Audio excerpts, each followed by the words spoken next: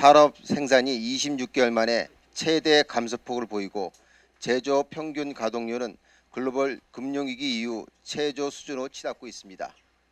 OECD에서 발표하는 경기 선행 지수는 3년 5개월 만에 100 아래로 떨어졌으며 31개국 회원국 중 최저 수준으로 경기가 나빠질 것으로 우려를 낳고 있습니다.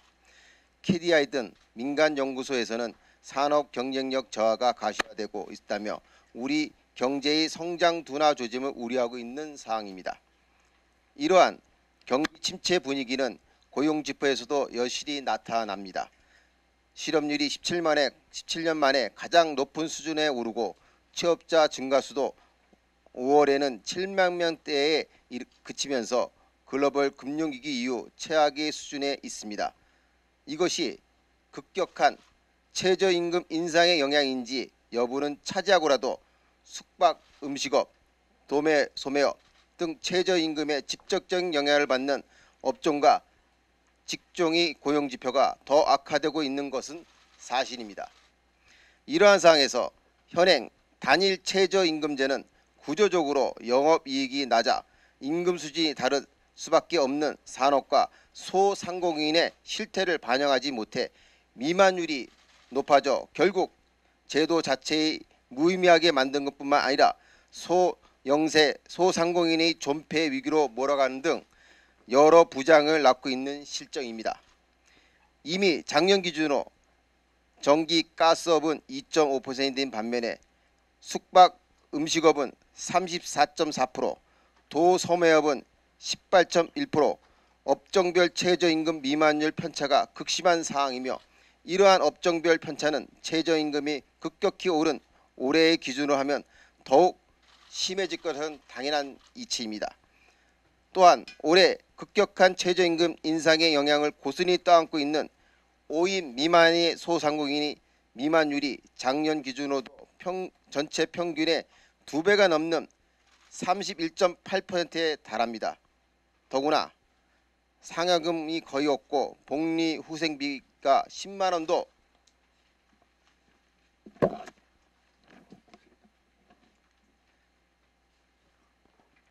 되지 않아 산업 범위 개편 영향이 거의 없다는 점을 고려하면 앞으로 그 격차는 더욱 심해질 것으로 우려되는 사항입니다. 그나마 다행인 점은 이미 최저임금법에서 지금과 같이 산업별 차이가 극명한 실태를 최저임금에 반영할 수 있도록 사업별 구분 적용의 근거를 법률에 명시하고 있다는 것입니다. 이는 우리나라 근로자의 임금이 최저 수준을 보장하려는 법의 취지를 고려한다면 산업별 구분의 적용이 필요하다는 수 있다는 의미가 포함되어 있는 것이며 현장에서도 지금의 바로 그 구분 적용이 필요한 시점이라고 이야기들 하고 있습니다. 기업이 85.6%, 고용의 36.2%를 담당하고 있는 소상공인은 올해 최저임금이 연평균 인상률의 2배에 넘는 수준으로 급격히 인상되어 극심한 한계 사항에 봉착해 있습니다.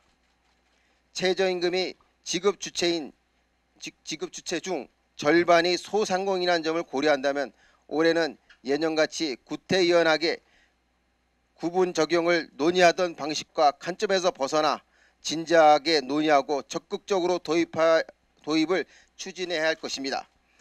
급격한 최저임금의 인상, 업종별, 규모별 최저임금 미만율의 격차의 심화 등을 고려해 합리적인 기준을 가지고 산업별 구분 적용을 조속히 도입해야 합니다. 이에 사용자위원회는 작년 최저임금의 제도 개선에서 TF에서 논의됐던 안을 기반으로 하여 1. 최저임금 미만율이 전 산업 평균 이상인 업종 중 2.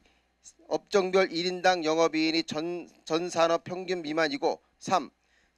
종업원 1인당 부가가치가 전 산업 평균 미만인 업종에 대해서는 구분 적용이 필요하다는 입장을 오늘 최저임금위원회 전원회의에서 제출합니다. 사용자위원회는 이를 관철시킬 수 있도록 최선을 다하도록 하겠습니다. 2018년 7월 4일 제11대 최저임금위원회 사용자위원 일동.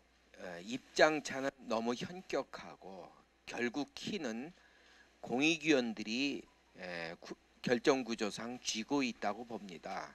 그래서 저희들은 공의견들을 최대한 설득해서 저희 입장과 같은 방향으로 갈 수 있도록 하겠지만 저희가 지금까지 계속 대화를 하고 회의 과정에서 저희들이 아직까지 공의견들의 입장과 성향은 파악하지 못했지만 앞으로 남은 2주 기간 동안에 열심히 하여튼 설득하고 노력하도록 하겠습니다.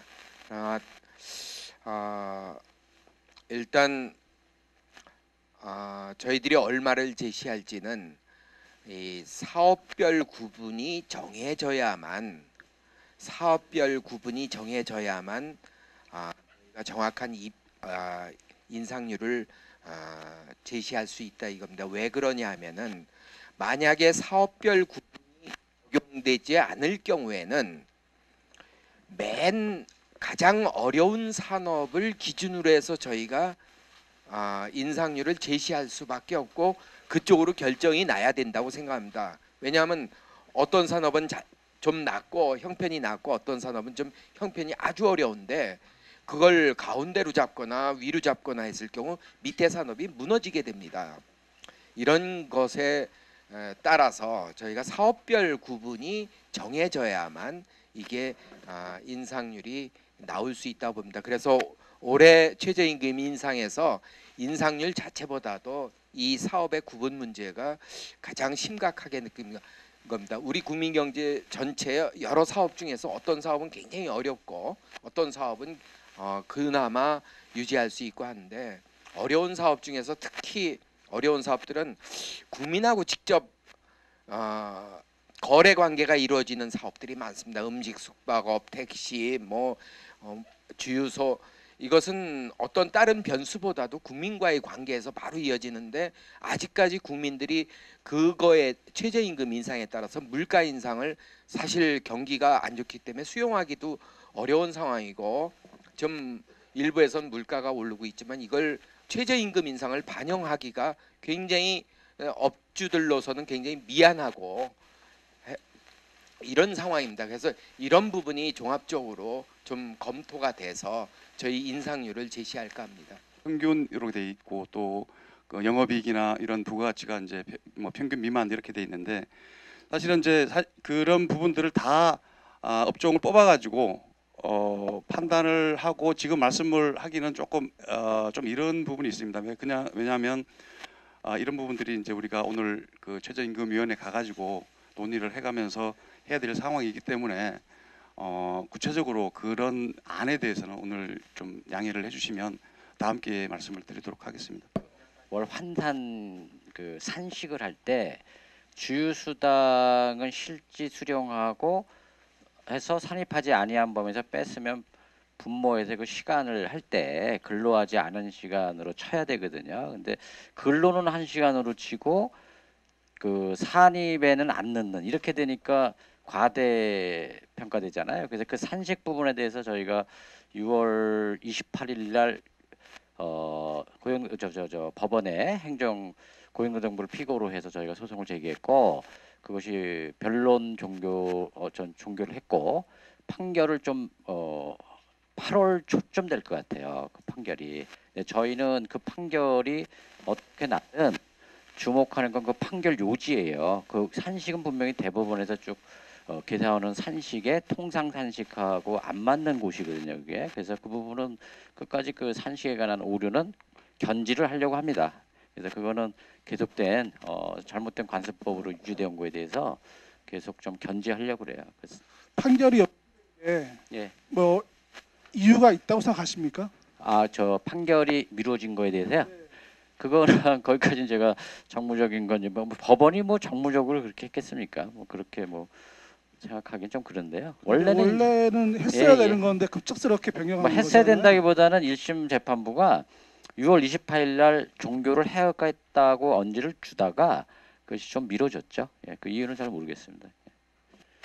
예, 주휴수당에 관한 건 분명한 것은 그 잘못된 산식의 관습법에 대해서는 반드시 정정해 나가는 그런 태도. 이번 최저임금위원회에서도 그 문제를 짚고 넘어가시는 그거는 생각이시죠? 제가 끊임없이 주장하고 있습니다. 산식 오류에 대해서. 최저임금 미만율이 높은 업종 이런 부분들 또 영업이익이나 부가가치가 낮은 이런 업종대에서는 구분 적용을 반드시 해야 된다는 그런 기본적인 방향 이런 부분들을 말씀드린 거고 그리고 이 부분들은 그 오늘 위원회에서 충분히 논의가 돼서 우리가 간철할 수 있도록 노력을 하겠지만 구체적인 어떤 이런 그 숫자 이런 부분들에 대해서는 뭐 오늘 밝히긴 좀 어렵고 다만 아까 말씀드린 대로 2분의 1 그 최저임금 인상률의 2분의 1 이런 부분들에 대해서는 이게 이제 예를 들어서 우리 의견은 2분의 1 인상률의 2분의 1을 적용하면 되지 않겠냐 이런 의견을 예시를 한 거라고 생각하시면 되고요. 그 인상률의 2분의 1이기 때문에 그게 크게 편차가 그렇게 심하지는 않을 거로 그렇게 판단이 됩니다. 예, 이상입니다.